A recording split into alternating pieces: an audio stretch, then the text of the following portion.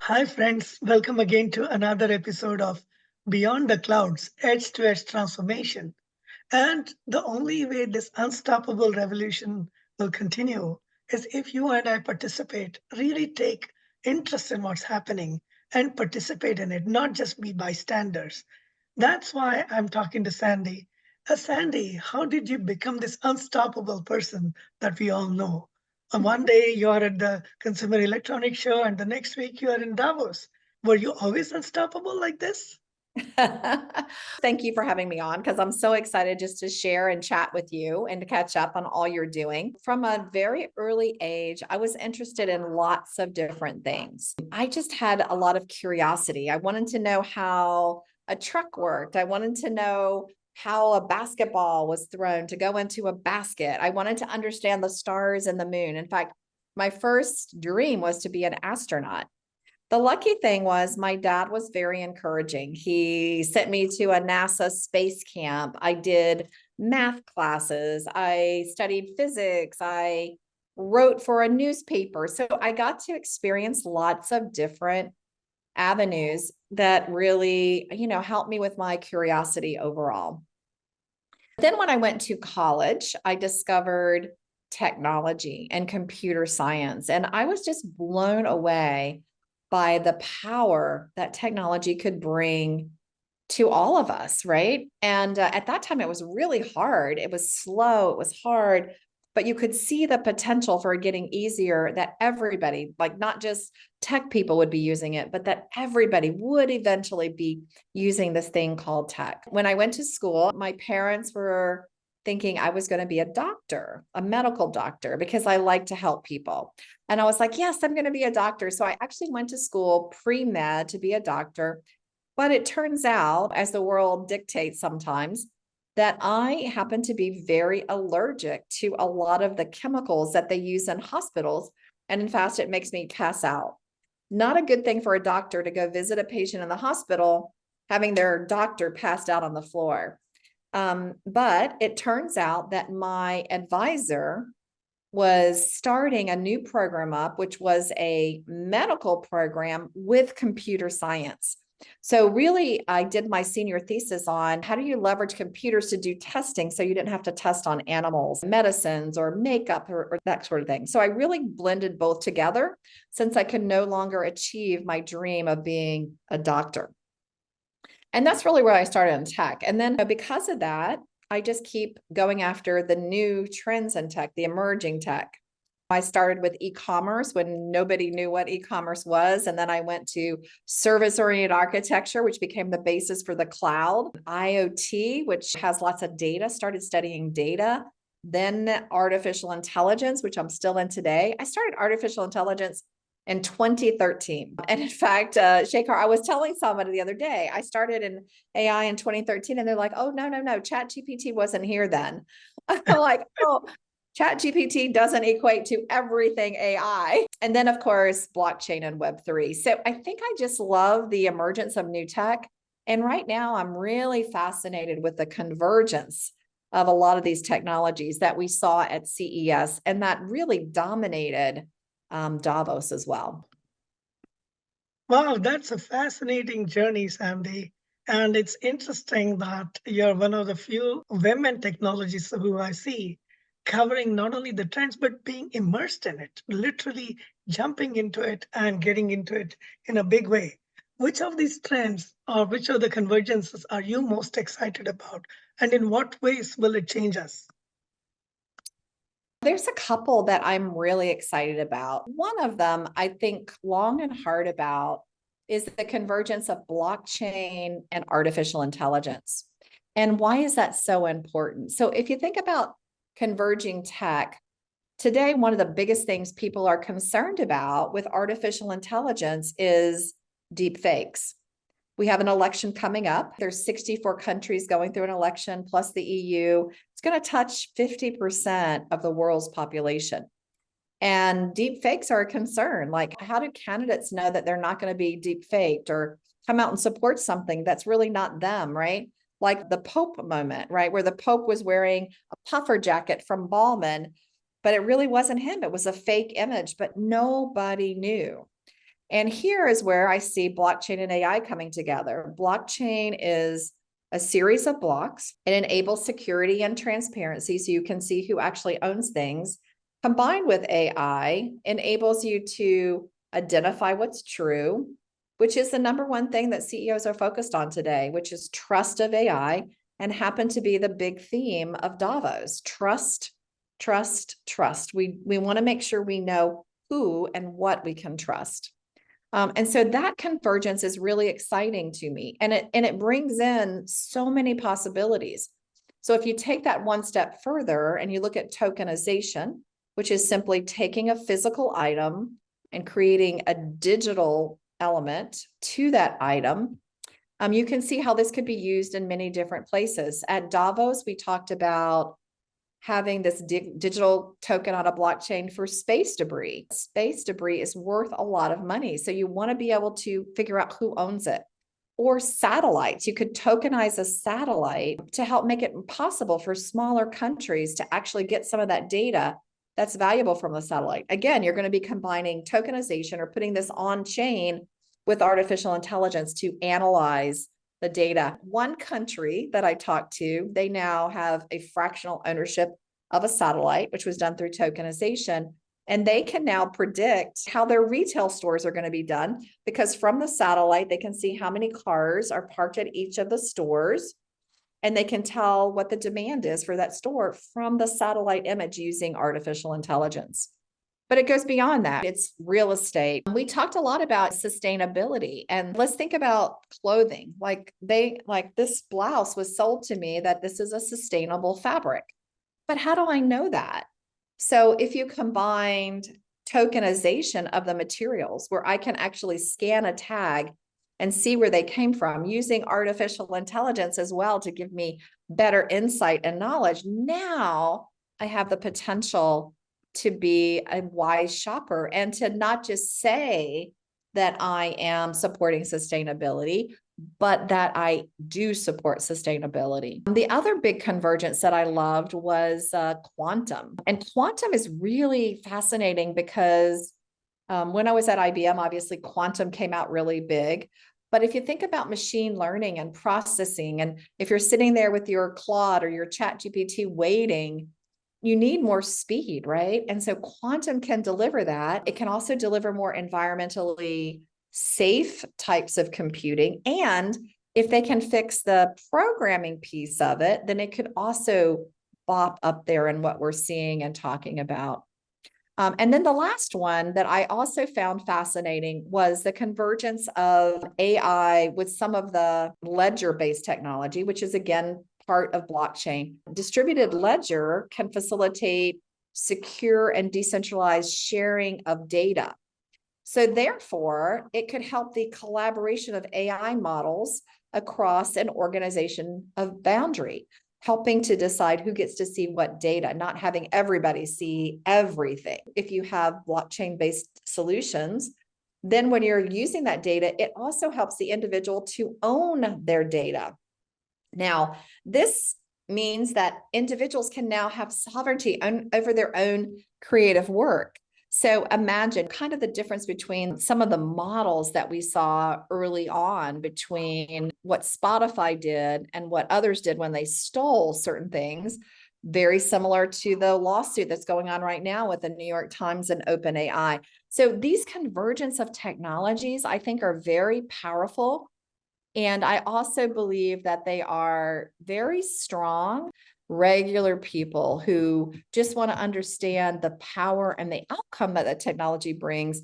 Maybe doesn't want to understand everything about the ones and zeros and how they're combined together for quantum computing, for example. Amazing technologies. One of the things you mentioned that you did early in your undergrad days was minimizing the use of testing on animals. So I had the joy of working on cancer drugs, and particularly detection of toxicity using simulation, digital twins, and also expert systems. And much is happening there. So you may not be a doctor today, but medical technology is helping the medical field.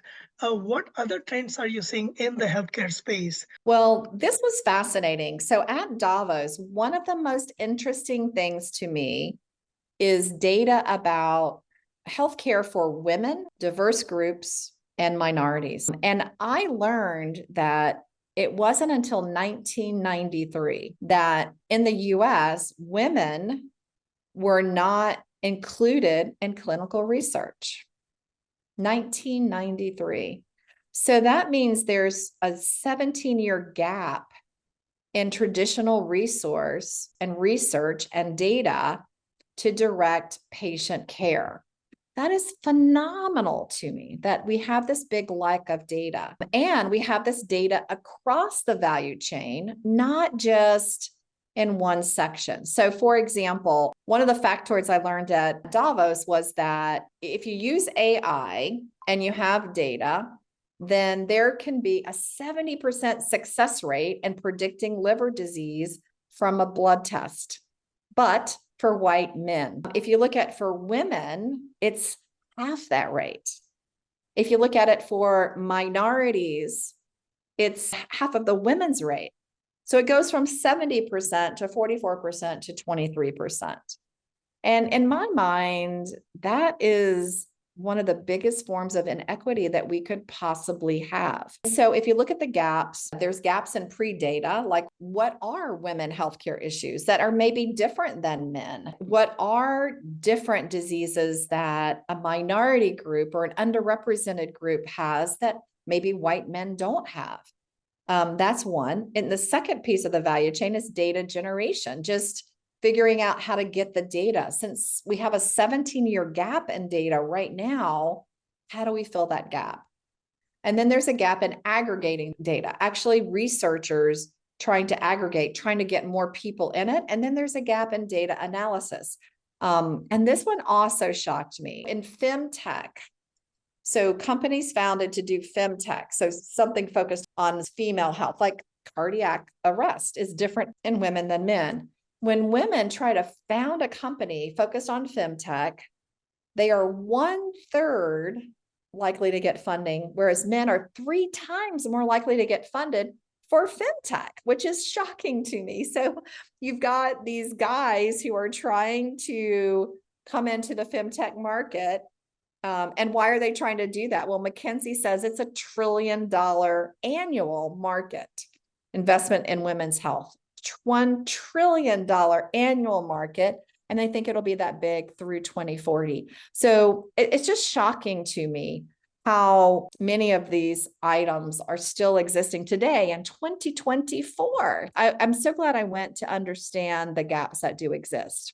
Also, I should say, these gaps that do exist, they are supercharged by AI, because if you're trying to build a learning model or create an AI agent, you have to have data, right? The output is only as good as the data that you put into it. Just like, I was telling my daughter last night, she's studying for the test. And I'm like, well, you got to study, like what you have in is what's going to come out. It's the same thing for AI. If you don't have good inputs or you don't have enough data, then you're not going to have good outputs. And so what can we do about it? Well, first is just acknowledging the limitation. So I love that McKinsey did a whole report on it. 2, Davos started collaboration with experts between AI leaders and medical professionals, especially women in the space. There were several initiatives to start crowdsourcing to get more data from women, underrepresented minorities, which I think will help us.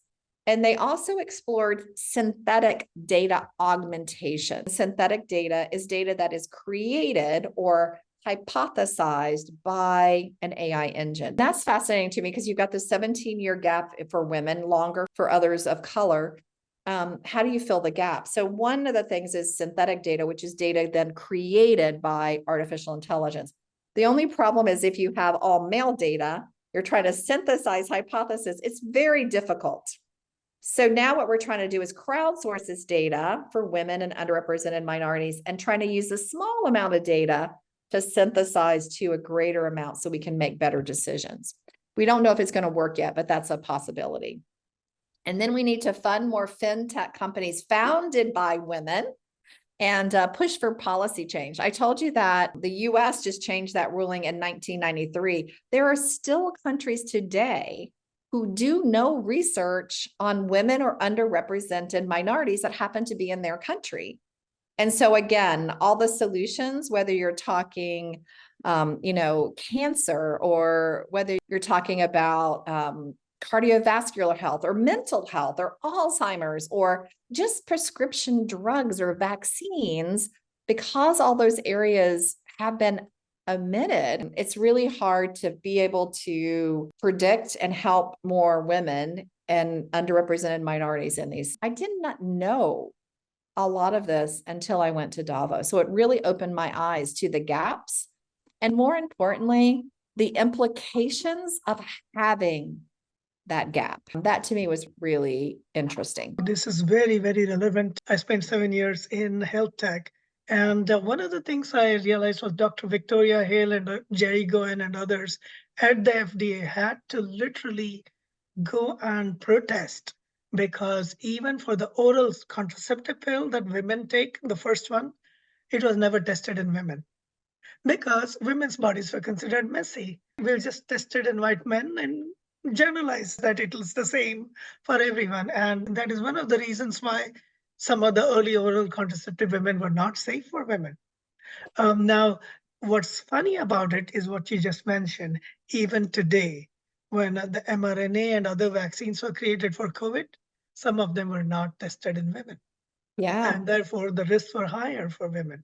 We're just talking about the pandemic that just happened in the last 4 years. So much work to do. What do you think about democratization? As more and more technology is available at a much lower cost, is there hope that we'll go towards democratization, towards diversity, inclusion, towards really making it a fair place, an equitable place for everyone? I hope so. I know that there were lots of discussions about how to get internet access to everybody, not just AI access, right? But how to get internet access to everyone, which is kind of the basics that you need to use. We actually started chatting a lot about how to equalize, how to make sure that this use of AI doesn't, again, further create a gap in what's happening. So we've got to have that internet accessibility. That's a really big one.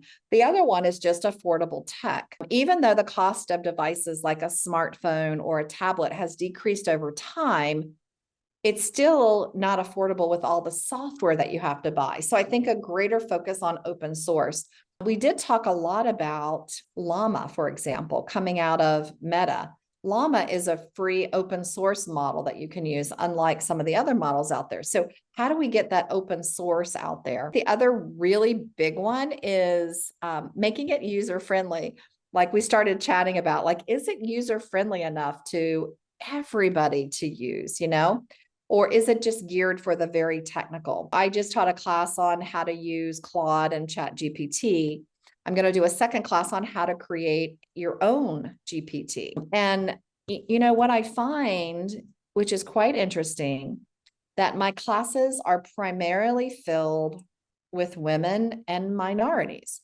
And it's because they haven't been granted access. And a lot of times they tell me they feel unsure of taking some of these great classes that are for free, like MIT and ASU. They have free classes, but they're taught by men and they don't feel comfortable asking questions. One of my favorite quotes is, if you can see it, you can be it. And so that's why I think it's really important that women and underrepresented minorities take time to share what they know, right? Because women come to my classes because they see me and they're like, oh, if she can do it, I can do it. Versus if they see a very distinguished white male teaching the class, they may be like, I'm not sure, Anyway, those are just some of the things that I think about. Very true. And in fact, you brought up the problem with deep fakes. Elections in 60 countries. It's going to get worse. I created a deep fake video of Indian Prime Minister Modi singing with the voice, Wow. singing in his own voice, but the energy of a 35-year-old, and dancing with his own body, but at the pace of a teenager. And people believed it because it looked like him, it sounded like him. And that was a benevolent, fun thing, and it went viral. But the real risk is the havoc it can do to elections. We had some of that in the last two elections, whether it was an endorsement by the Pope, which was not real, or it was Cambridge Analytica, which is proven to have affected elections. What can we do to make it safer? Do we have the technology and the wherewithal to not let these elections get completely manipulated? Yes. And this is where I see, again, blockchain and AI coming together. There's something called trust verification, where you know how on Twitter you have the blue check that verifies Sandy is Sandy. This is her official account.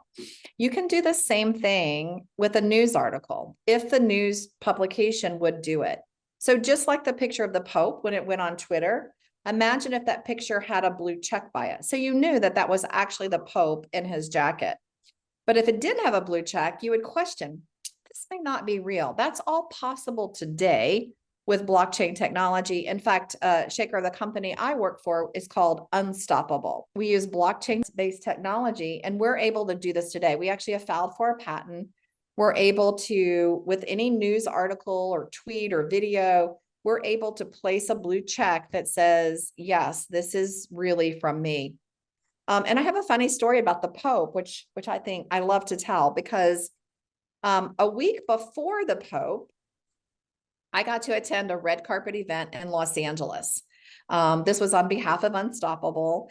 And I went, and I had expected in Los Angeles, it should be warm. I had brought a puffer jacket for me on the plane because planes are always cold to me. And the weather was just so cold that I had this beautiful gown on, and I put my puffer on while I was waiting to walk the red carpet. Somebody took a picture of me and posted it, and it went viral for me. Not like the Pope, but it went viral for me.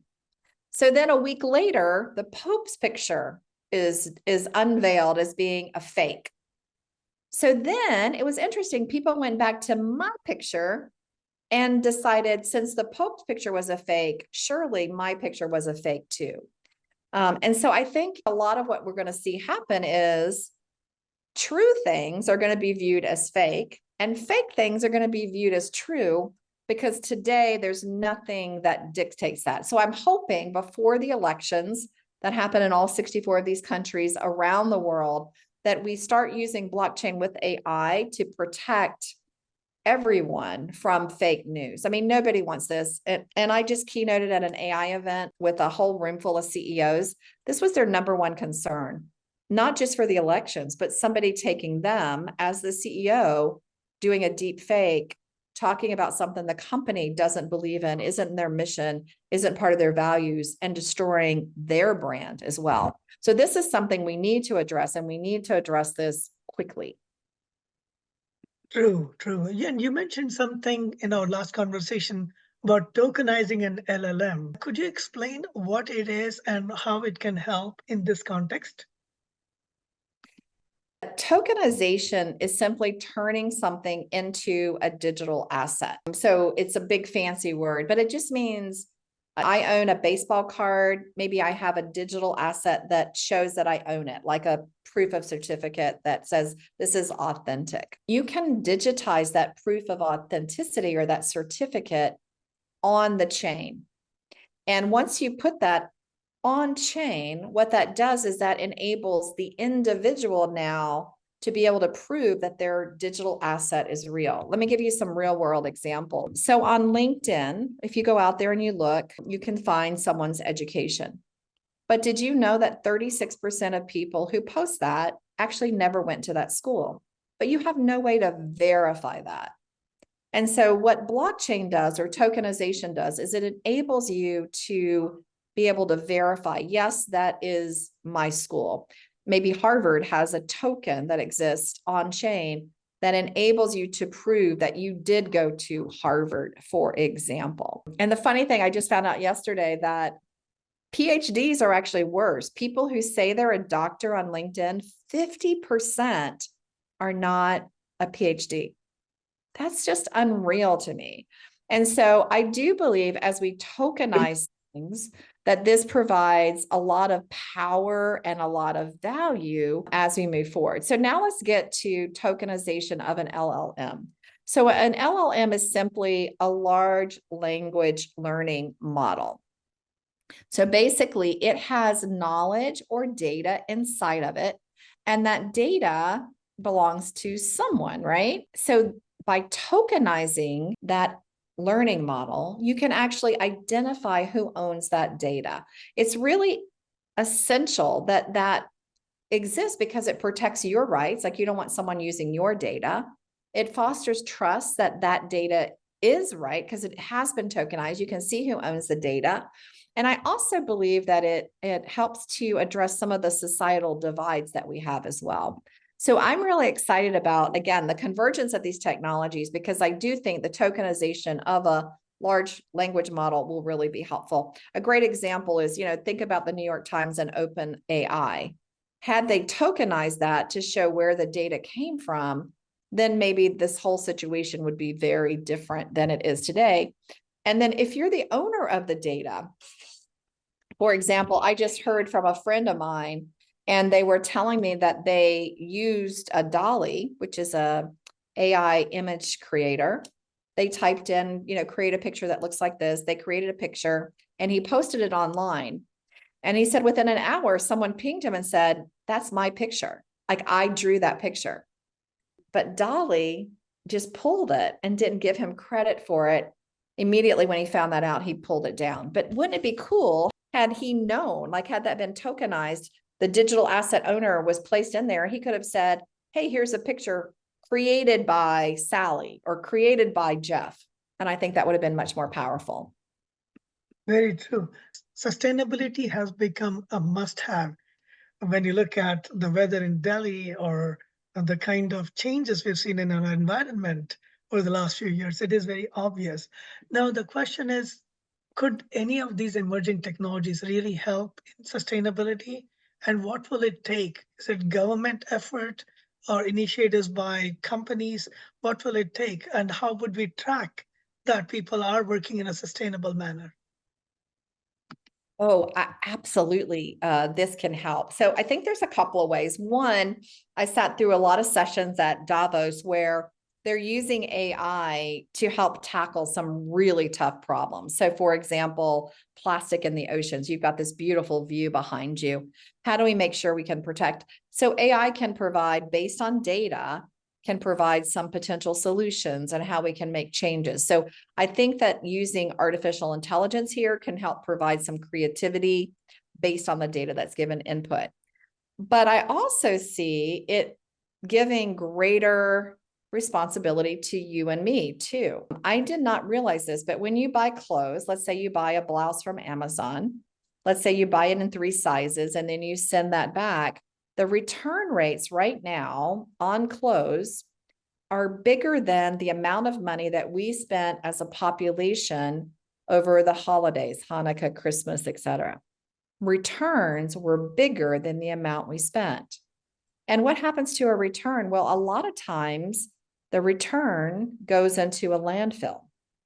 They won't resell it for lots of reasons, COVID being one, etc. And so one of the retailers I talked to is looking at tokenizing some of those returns so that Sandy returns 80% of what she buys. Maybe you don't want to sell to Sandy because she's really not helping with sustainability. The other is like if you look at my blouse, I bought this blouse because it was sustainable. I like the way it looks too, but it's also sustainable. It's supposedly made out of sustainable material, which means that when it gets worn out and it goes into the landfill, it should dissolve, right? It's not going to stay there for years and years and years, like baby diapers, for example. But how do I know that's true? So one of the things that retailers and designers are looking at is tagging their articles of clothing where you can scan it and you can actually see the source of the material, where it came from, what country, how you know it really is sustainable. I think that's an amazing step forward. The same thing is being done with food. You might get an orange that says it's from Mexico, grown in a sustainable way with no chemicals. But how do you really know that that's coming? So how do you tag it so that you can know that? So I think that all these technologies will be coming that will be able to help the sustainability that exists out there. True, and I'm glad the hype cycle is over in blockchain so that the real work can begin. Speaking of hype, quantum is big, quantum computing and the possibilities and all that. But I think if it works, it is going to pose much bigger challenges to security. Are people already thinking about how to make sure that these quantum technologies, when they appear, they don't burn all our existing security algorithms and what we can do about it? Yeah, this is a great question. And I will say at Davos, there were several sessions on quantum. Deloitte did one, AI House did one on quantum and machine learning. IBM, of course, was really big in quantum as well. I don't know where it is in the hype cycle right now, but I think it's starting to come in. But first, let me pause and just say, what is quantum? So, quantum computing is really about a fundamental shift in computing technology. It's about really leveraging the principles of quantum mechanics to process information in a very different way than classical computers. So a classical computer uses zeros and ones. With quantum, you not only have zeros and ones, but you have direction that can also be used with that computer. So it gives you the ability to store much more information really quickly. So for example, it uses these quantum bits, and they can exist in multiple states. And that allows them to process so many more calculations, at one time. In addition, they have a principle of quantum is that they can be entangled, quote unquote, entangled. And what does that mean? That means they're interconnected. So one can instantly influence another, unlike, the set of zeros and ones. So I do see a lot of potential for quantum. They have the potential to solve complex problems much faster, like cryptography, that what you're talking about, drug discovery, forecasting the weather, machine learning. But they also pose threats, right? So as you mentioned, people are concerned that quantum could eventually break much of the current encryption methods that are used today to secure data on the internet. So for example, I was discussing RSA with someone at Davos or ECC. And because quantum can quickly factorize very large numbers, that means those two protocols could be at jeopardy. There is also something called cryptographic algorithm, and that means that it can secure against an attack by a quantum computer. So people are researching that right now. So I talked to NST Nest. They're doing this it's like a cryptography standardization project. It's not done yet, but they are looking at it. And then other things is they're looking at using quantum now to do and provide security. So using the principles of quantum to secure and distribute encrypted keys. So, it's kind of like today quantum could break what we have, but let's use quantum to secure what we have as well. All of these things are still in the early days, right? So I try to get regular updates on security protocols and what's happening here, because quantum does offer this significant advancement, but it also has this new real challenge to cybersecurity as well. And I'm giving a shout out to my former colleagues at Intel and your former colleagues at IBM who've done a lot of this fundamental research. It could take years to bring it to fruition, but they are really working at it and are doing good fundamental research. Which brings me to the point that I see you available early mornings, late evenings, doing work, excited about so many things. How do you bring about work-life balance? How do you make sure that you don't get burned out? You're always excited. So you must have some magic potion. I don't know. It is interesting. I just like so much. So it gives me energy. But I will say I have two daughters. I have an amazing husband. So I do spend time with them, and I do get 8 hours of sleep every night. Like one of the things I cannot skip on is sleep. So if you give me 3 or 4 hours a night, I can't do it. I have to tell you, even at Davos, like people are like, come to the piano bar, come to this party. I would go like for an hour, but then I have to leave. Like I cannot function on no sleep. So trust me, I do try to take care of myself and try to be healthy as well. The cool thing though, and I think this is really important for anybody who is inspiring for a career, is you really need to love what you do. Because if you love what you do, you get up in the morning and you're excited. It doesn't feel like work. You're energized by it. You're ready to go. You want to attack the problems and you make it fun, you know? I led a calculus group, a study group for my daughter and her friends, and they were like, this is so boring. I'm never going to use it. And so I try to make it fun because I really do love it. And I do think that that is the key. Now, you may not love technology, and that's okay, but find what you love and do that, whatever that is, right? Writing or, designing a new apartment or office or whatever, that podcasting, find what you love and go for that. Because if you do that, people will think you're always working because you're always thinking about things and visualizing things. That would be my big message and my big piece of learning is do what you love. So that brings me to mentoring and coaching and what advice one can give to the next generation, as well as to people in transition. A lot of anxiety out there. The biggest risk people fear is becoming the jack of all trades or the Jill of all trades. But you can't just narrow mindedly focus on one technology today, right? So, what attitude should you have besides the passion factor to make sure that you have a fantastic career and that you're excited about what you're doing? How can people go in a meaningful direction? Well, I think there's a couple of things, looking at the convergence of technology is really important. I actually just wrote a book. It's called The Tiger and the Rabbit. And part of the book is about how, as a company, you form something called a rabbit team, not a tiger team, but a rabbit team in order to stay in front of all of these technologies coming. So the book is really about, Web3, blockchain, and AI. But when the publisher read it, she said, the biggest point you make is how to form teams and how do these teams stay ahead of whatever's coming? Because quantum's going to be next up. So how do you stay ahead of it? And all a rabbit team is, it's a team that you form that stays together, that goes down the rabbit hole. So you don't stay just at the high level.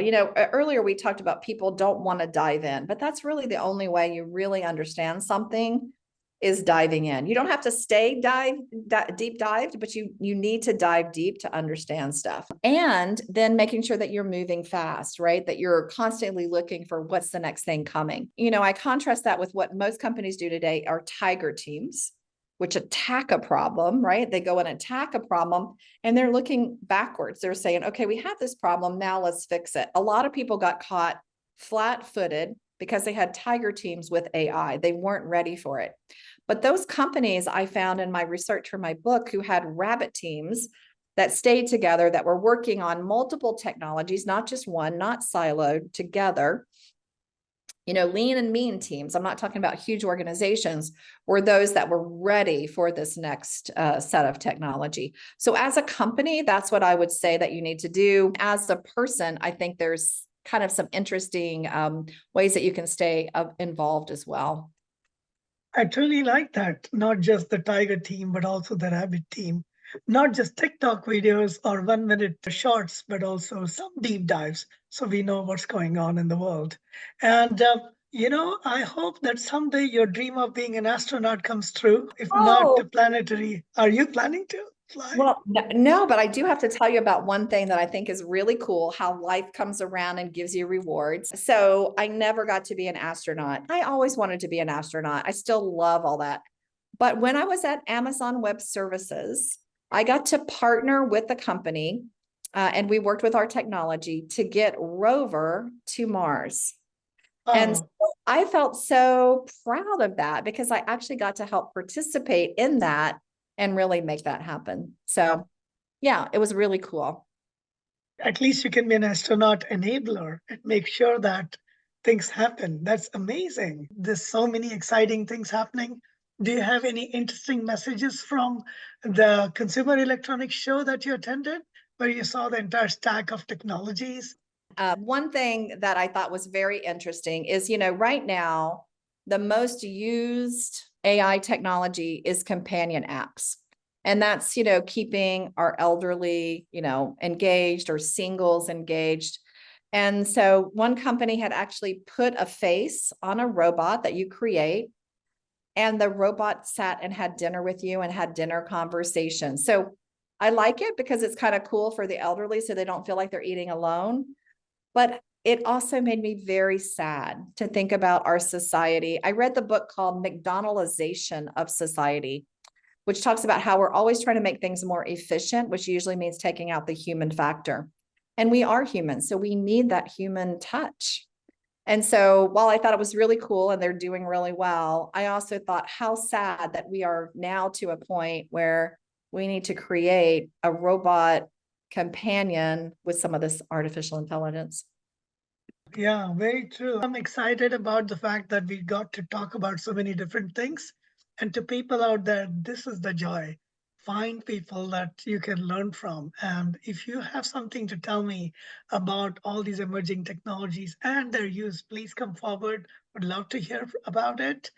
Sandy, may you continue to explore the remote corners of the universe and create rabbit teams wherever you are in your own life, in your daughter's lives. Thank you for doing this. Thank you for opening our mind to all these possibilities. Thank you so much. I really appreciate it.